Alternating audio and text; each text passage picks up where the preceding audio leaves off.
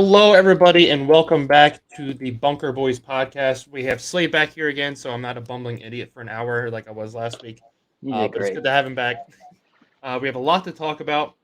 We're going to review the Zurich Classic for you guys, get you ready for the Mexico Open as well, and of course, bring you growing our game. We're excited to talk about all of it. One thing I noticed last week, and I'm going to try and do a lot better with this, is I use like every other word.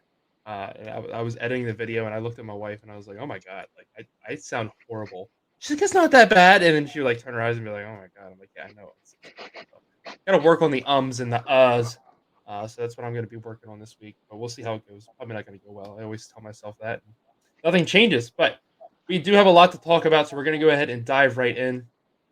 As always, we're going to begin with our sponsorship, W.GG. Use code JackWagon for 10% off your order. I've said it before, I'll say it again. As a new dad, it is very hard to get myself moving some days and keep myself moving.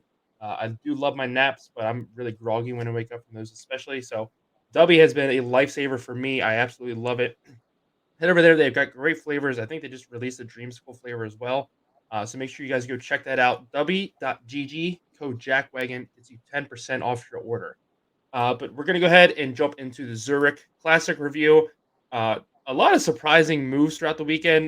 We didn't have Cantlay and Schauffele dominate like they did last year. They still played pretty well. Excuse me. But I think just the performance they had last year, the record-setting, numbers that they put up. I talked about that last week. I think about 50 times, but um, they were not able to repeat that. They did still finish inside the top five. You had Riley and Hardy get both of their first career wins on the PGA Tour. So shout out to them, Davis Riley and Nick Hardy. Nick Taylor and Adam Hadwin come in second, 2 shots back. Uh, Wyndham Clark and Bo Hostler come in third, 3 shots back. Schauffele and Cantlay, like we just said, 4 shots back. And Taylor Moore, I can't remember his first name. Matthew. Is it Matthew? Yeah, Uh, Matthew names. Matthew Yeah. Nesmith come in 4 shots back as well. So that's your top five. Slade and I, admittedly, we did not watch a lot of golf this weekend. Slade worked, and I had a family member visiting, so a lot of time was spent on that. And also, whenever somebody's here to help out with the baby, I got to try and get some projects done. And I'm not gonna. When I did watch some golf this weekend, I did watch the LPGA Major, the Chevron Classic, their first major of the year. A lot of drama did happen over there as well, but not enough for me to inform you, the masses, on all it. But let's go ahead and at least give you who we had as our biggest surprise for this week. Slade, I've talked nonstop to get started here, so I'll go ahead and give it yours first. Yeah, so I mean, I think the biggest surprise in a good way would be Clark and Hostler. I mean, I didn't see them kind of breaking into this part of the stage. I mean, obviously it's a team event, so you just need to kind of play off of one another's good shots. But um, from a like a great job perspective, I think that they surprised me the most. From a disappointment surprise, I would say Homa and Morikawa are were a big surprise, missing a cut for me. I mean, I don't know how you expected them to play. I mean, I thought that you picked them also, so I'm assuming that you expected them to play well also. But I just thought that they were going to play much better, especially since you only have to hit half the shots basically. Yeah. Um, for me, Morikawa and home, I did pick them. I knew it could be like a Jekyll or Hyde situation. They could both complement each other really well and play well, or they could just kind of bring out not necessarily the worst in each other, but show their flaws that they've exhibited throughout the year so far. And that's really what ended up happening. Morikawa, ever since he fell apart at the Century Tournament Champions, has not looked like the same golfer. I'm very he looks like a mid-level golfer at this point. He doesn't look like somebody who has won 2 major championships before. Max Homa is really concerning me. All three of us, I mean, our entire friend group is a huge fan of Max Homa, and ever since what his second place finish at the Genesis, he has absolutely not looked the same. He can't get back to California in the U.S. Open fast enough, but there is a lot of concern for me about him as well. I'm trying to go to the Wells Fargo Championship next week. We're obviously going to talk about that, but that's an event where he's won before. He's won at both Quail Hollow and he won last year when it was held in Maryland. So hopefully, getting back to a familiar ground like that and a tournament that he feels really comfortable at. brings a spark back to him. But like I said, I'm very concerned. He just does not look like the same guy that we saw shooting up the world golf rankings, shooting up the FedEx Cup rankings. Back to the start of the year, he was ripping off a couple wins and a lot of top five finishes. So I'm very concerned for him. The surprises I had, first were Riley and Hardy. Like I said before, neither one of them had ever won on the PGA Tour before. Before this tournament, they had 11 combined top 10s and 110 starts. So for me, this was really a performance, two guys coming out of nowhere. But shout out to them and huge win for them. Congratulations. The other pick I had, for most surprising, was Adam Hadwin and Nick Taylor. 9 top 10s combined this year. They've been playing really good golf. But Hadwin was somebody that we haven't really heard of since, what was the WM Open, where he had a really good Friday and Saturday, was in contention, and then fizzled out late. Nick Taylor has had a few good finishes this year. He finished second at the Waste Management Open. Since then, he's finished tied 10th, or he has one top 10, two missed cuts, a tied for 33rd, tied for 15th, and a tie for 41 in 6 events since the WM Open that he's been in. Um, Back to Adam Hadwin, he has 3 missed cuts this year, and all 3 of them came in 3 of the last 4 events. So again, these are 2 guys who not really a lot of expectations were around coming into this, and here they are. They finished second to another really good pairing that surprised a lot of people and beat high-powered guys like Schauffele and Cantlay, like we talked about a lot last. Hmm. Moving on, we have a little bit of controversy that brewed over the weekend in the Korn Ferry Tour. That's right, we're going to talk about development here. But what had happened, and I didn't even get all 3 of their names. Um, but the Korn Ferry tournament this past week down in Florida, they had a shuttle going from the clubhouse to the 18th tee and to the first tee because it was a very long walk, and they were allowed to take the shuttle at that point, but no other point. And what had happened is this group finished up on 18. We're getting ready to walk the whole way over to one, and they saw a shuttle there, and they said, "Hey, are you allowed to take us, or can you take us over to the first tee?" The guy working the shuttle said, "Yeah, absolutely." They all hopped on. They drove over there. I think they played like 2 or 3 more holes. Finally, their rules official came up and said, "How'd you guys get to the first tee?" And they said, "Oh, we took the shuttle." They said, "No, you weren't allowed to do that." Handed them a 2-stroke penalty. A few of them missed the cut. Furr was a big one. He is now in danger of losing his full-time eligibility on the Korn Ferry Tour because they're getting ready to do their points reshuffle, and when that happens, he's going to be well below the cut line. So he's going to be fighting to make Monday qualifiers and so on. So it sucks for him. But Slade, I just want to get your opinion on all this. Yes. So the exact wording that happened when they got off of 18, like you said, and they're going to one, which there wasn't a shuttle available, but for some reason there's a shuttle person sitting at 18. Um, they said, "Are you shuttling to one?" And the guy said, "Yes." And he said, "Okay." And they hopped on and went.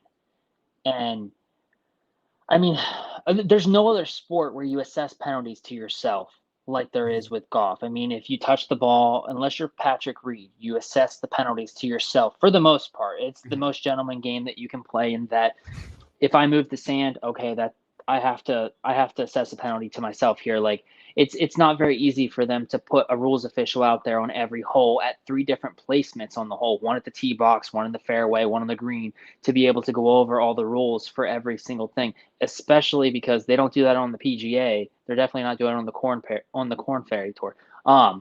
But I think that there needs to be some sort of relax with the rules there. I mean, I understand that the rules are rules, but if you just there's all this walking, the carts are not available at any majority of the tournaments, I should say. If that was the case, and I don't know, even at the Masters, say it's mhm. pouring down rain, or when it did start lightning and stuff before the trees fell that one day, you saw Tiger and his caddy beelining it across the fairways. Like it wasn't like if they were able to even take a cart at that time, you'd have seen a cart pull up next to Tiger Woods of all people to take him out of there because he can barely walk. Um, so I just think that it's unfortunate that this happened. Obviously, they should have known better and they should have realized they were there's a rules meeting before each tournament just to go over and kind of touch on everything that might have changed. I mean, they might not always offer the carts for this tournament, but they might have just did it for this year. I don't know the case. It might not even been a normal thing on the Korn Ferry Tour to begin with, but Mhm. at some point they were told that only to go to the 18th and only to go to the first. I think that they got a little mixed up in that you can take it to the first, and so they're on the 18th. You go into the first. Yep, okay, we're hopping in. Um, it's just kind of unfortunate that, like you had said, the one guy he's most likely after the points reshuffle, unless barring like a win at his next tournament, he's not going to be able to qualify for every single week in full time play, like you had mentioned. Yeah. Yeah, and I agree. You do need to know the rules. That just comes with the pain of being a professional golfer. But at the same time, I really feel like there are so many more egregious rules to break than taking a cart. I understand, you're not getting the same wear and tear in your legs, but you can't tell me it made that much of a difference. I don't think it was worth a two-stroke penalty. I think it could have been a slap on the wrist, warning.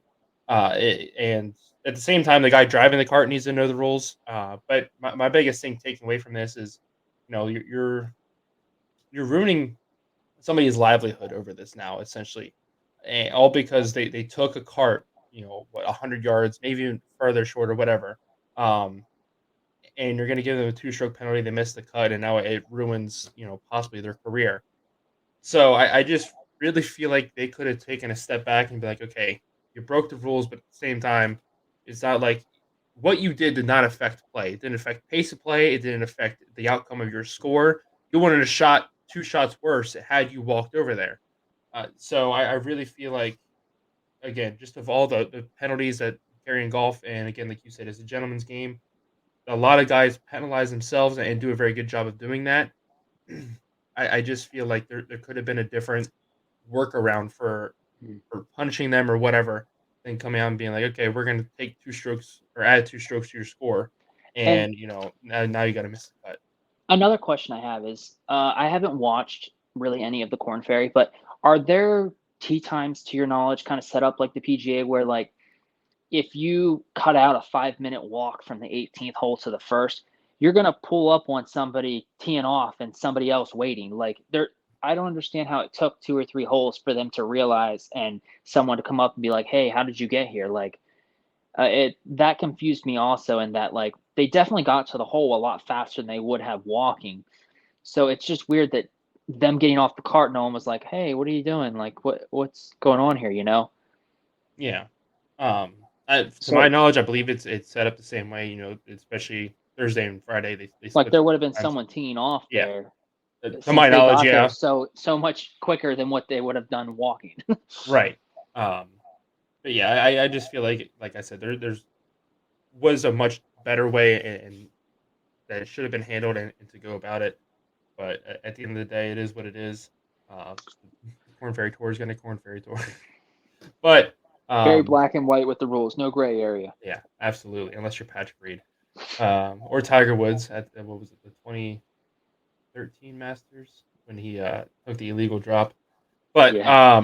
m- moving on to the Mexico Open this weekend.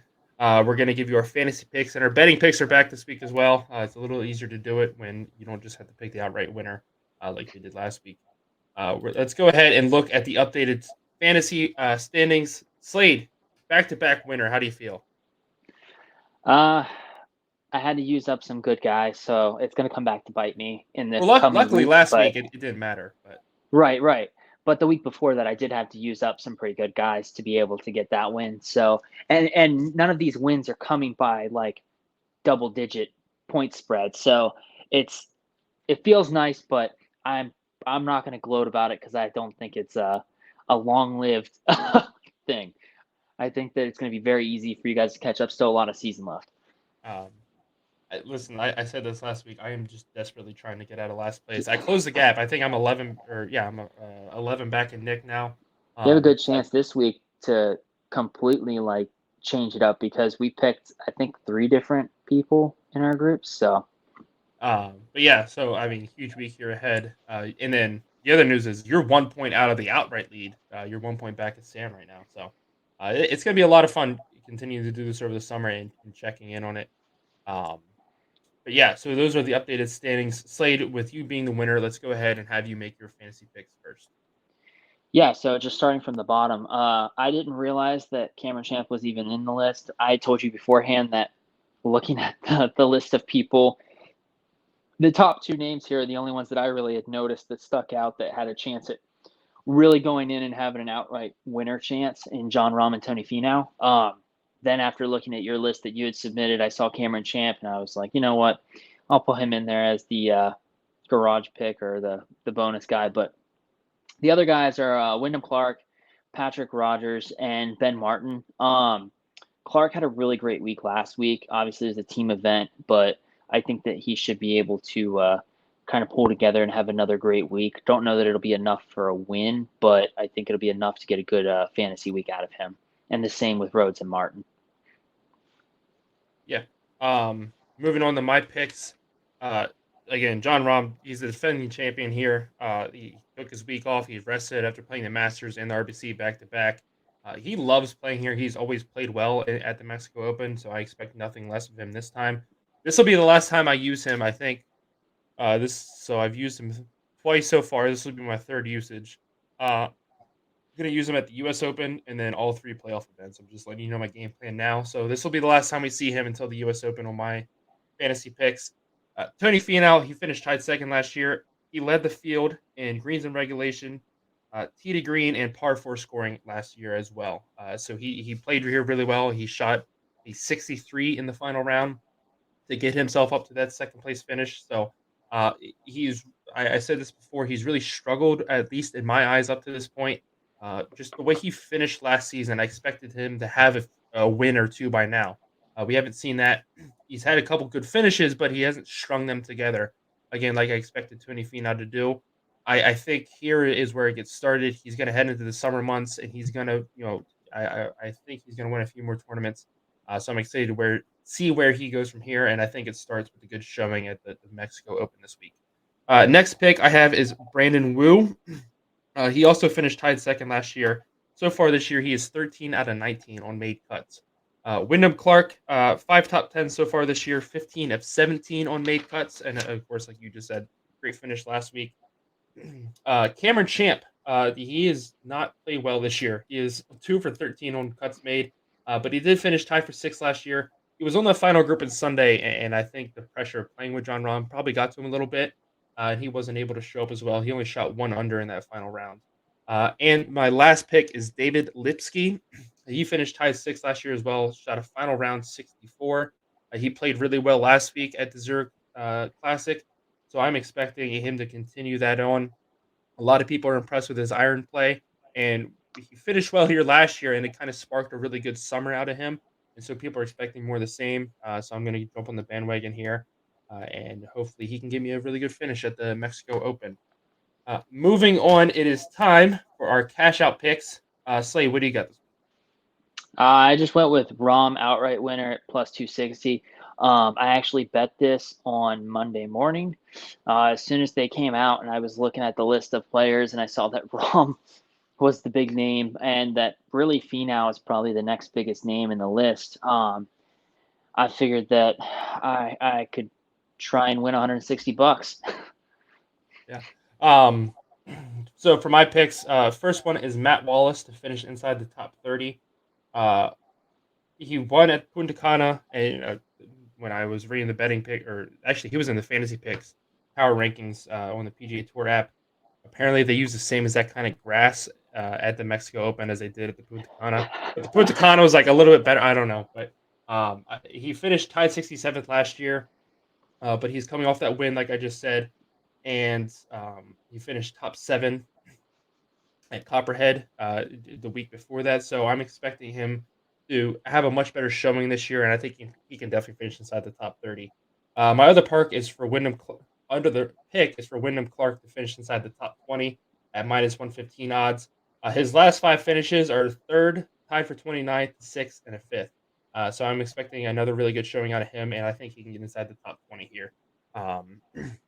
You know, when you start breaking it down to the types of grass, that bet has to hit. Yeah, but now he's not even going to make it. That's usually how it goes for me. But hey, last time we made No, picks, he's not. I He's went not I on went your 2 for 2. fantasy team, so he'll do good. Yeah, that's true too. But yeah, last time we made betting picks, I went 2 for 2. So You did. we'll see if I can keep it going here. I can go one of two at least. I'll be happy. One of these hits, I'll be happy. But my luck. Well, I was gonna say if Wallace is finished inside the top 20, that'll still hit. But I was like, Wallace is gonna finish top 20, and Clark's gonna finish top 30 and flip him. But it is what it is. That's all right. Moving on.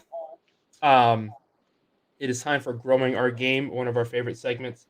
Uh, Little snippet into our personal golfing lives here. We're gonna talk about our favorite golf clubs and our least favorite golf clubs. So Slade, I'll let you go first. What is your favorite club in your bag? Yeah, so I think that I looked at it in terms of like could be close to out of bounds, could be in the sand, could be or a fairway bunker, could be kind of anywhere, and be willing to hit this club because I know that I'm going to get a clean hit on it every time. And so I would go with 7 iron there. I feel like it's a good middle iron and is really easy to hit it to its full length or kind of do like a quarter swing out of a bunker and get it up there. So that's what I went with for my best club. What did you go with for your favorite and best? My favorite and best club is usually my 7 or 8 iron. I went with my 8 iron just because with my old Mizuno set. At So when we played last year, I lost my original 8 iron with my set. I had to order a new one, and it came with like a better shaft and everything. And so I just loved it a lot more. I've gotten used to using that club so much. And then when you get fitted, they just use your 7 irons. Well, when you get fitted for irons, you use your 7 iron. And I just really enjoy using both my 7 and my 8. That's even if my drive doesn't go that well, and I don't care how far out I am. If I'm having a really bad day, I'll just sit there and say, okay, I know I can hit my 7 or 8 iron well, and I'll just hit that up there. I'll be more than happy to take 2 iron shots with that just to get on the green. Um, so yeah, my 7 and my 8 iron are probably my two favorite. If everything is going wrong, I know I can pull those clubs out, use them, and I'll be able to at least salvage something from that hole before I absolutely lose my I mind. I wonder if that's like everyone's like club that they can get the best swing out of and the best contact. You know, if that's where they do your club fittings Yeah. on as a 7 iron, which I didn't know that. And then you had said that you also like the 7 as well as the 8. I wonder if that's like an everyone thing. Like that's the club that they get the best swing and um hit off the face with. Yeah. Um, I don't know if it's that or if it's kind of just because it's I would say like in the middle. Like some sets Mhm. go from 3 to pitching wedge. The set I got recommended for was going to be 5 to pitching wedge. So I feel like seven's kind of sitting in the middle. It's a middle loft of all that and all that stuff. So maybe that's why, or maybe like you said, it's just a more universal kind of club. Um, Next up, what is your least favorite club in your bag? Mine would be my very expensive dumb purchase, my driver.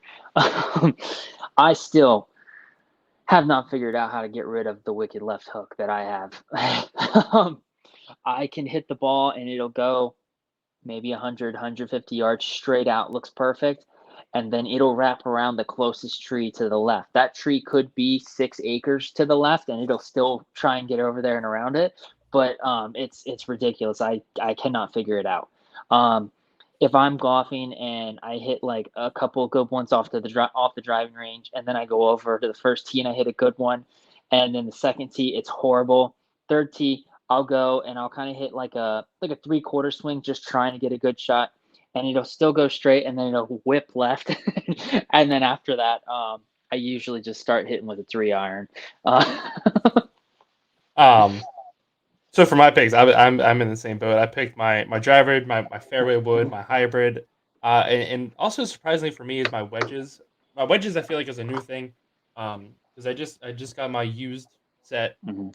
my newsed for me, and I got wedges with it as well. Before I just had my pitching wedge and my sand wedge and then my putter. That was all I had at the end of my bag. And now I have a 52 and a 56, I believe. No, 54 and 58-degree wedges. And so while it's similar to my sand, but the 54 is similar to my sandwich, it's also very different at the same time. It's just a completely different like face and shape and everything. And so I'm just now I need to relearn how to hit these. When I went out last week, I was playing. I was in normal chipping things. I felt like I was doing everything the same as I had done it before, and it felt so different. So now I just need to really go back to square one and start practicing with those a lot more. I feel like that'll probably come in easier. Um, I just got a 3-wood. I had never had a fairway wood before. I had either my driver or I had a 3 or 5 hybrid. But I got a 3-wood off of Facebook Marketplace for $50. I hit it really well at the driving range when I first got it out. I think I hit it twice last week when I played golf, and both times I just dead hooked it right, and I was like, "Ah, shit." But again, I feel like that's Are you something hitting off I a tee or are you hitting like on a par five with a maybe both a times I short hit it, drive? I was on a par 5. Um, So you were hitting off the ground. yeah, Okay, which okay. is um, when I warmed up, I was hitting off the ground, and it wasn't doing Oh, you terrible. were? Okay. Yeah, so, um but, again, I think that's something that I just need to practice with more. That was the Mm, first round I played with it. I've only hit it on the driving range twice or 2 separate times before that. And so, again, that's something I know a lot of people complain that 3 woods are a lot harder to hit as well. I felt like when I was hitting it well at the driving range the first time, I was like, "Okay, this is something I can do." So hopefully with practice, that gets better. My driver, I go to the driving range, and you and I were talking about these tips, where I was like, "Okay, I just gotta push my arm over top," and I felt like that helped a lot on the driving range. I was hitting things a lot straighter. I get out there last week, I'm playing golf, and all my drives are going dead right. I think I hit like 4 fairways out of 18. I was not having a good day. Honestly, at one point, I should have just put the driver away and just started using my irons like I said I would, but I'm stubborn and I didn't do it, and I had a very bad day. So I mean, you and I are in the same boat. Drivers are just not easy for us, but and also just with changing clubs or trying different clubs, like you were mentioning, something that Sam had said, which I think that we're all on the same boat of wanting to try and really zone in on this year, is getting our yardages down. Like, yeah, you know, just being able, because I noticed that just like I can hit a hybrid off the ground or off a tee, but depending on where I have it in my stance, like the ball lined up, hmm changes the distance then. And so then I'm like, oh, like I just cleared it over the back of the green and I didn't need to do that. yeah, Or like, and that just might be like wrong club choice in general, but it's things that I want to definitely work on also. yeah. That's something I as well want to. I was watching this video today. One of my favorite TikTok creators is Fat Chops. I don't know if you've seen him, but Yeah, I think you sent them to me a couple yeah, times. he was talking about, a big problem is a lot of people don't, know or understand their yardages. And he's like, what I would do is, if you go to a simulator or something or some fancy driving ranges like the one Sam goes to has like the top trace Mm, technology, whatever. Um, he said, just worry about your carry number. Don't worry about like you're rolling everything because from course to course and day to day, how far it rolls out and everything's going to be different. It depends on how much spin you put on and all this other stuff.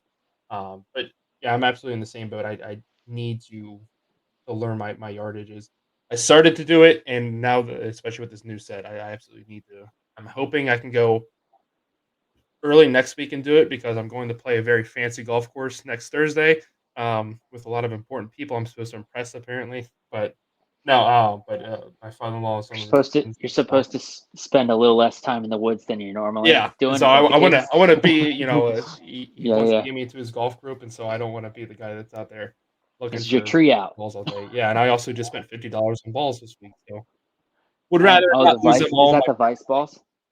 Yeah, the Vice balls, yeah, Yeah, so yeah, yeah. at Sam's Club, you get a box, it's got 24 for $50, so Nice, it nice. wasn't a bad deal, and when I think a normal 12 pack is $30, so Hmm.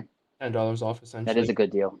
Yeah, so yep, but, yeah, I'll try and go to a simulator on, like, Monday or Tuesday and get that yardage. So see, I need to find. So there's no simulator near me, but also the driving ranges is really hard because they put I live on the side of a mountain. All the courses are on the side of a mountain.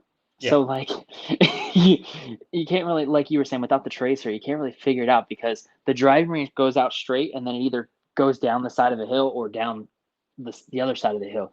So like the rollout, like you're saying, you can't even judge on that because mine's going down the hill no matter how far it yeah. is.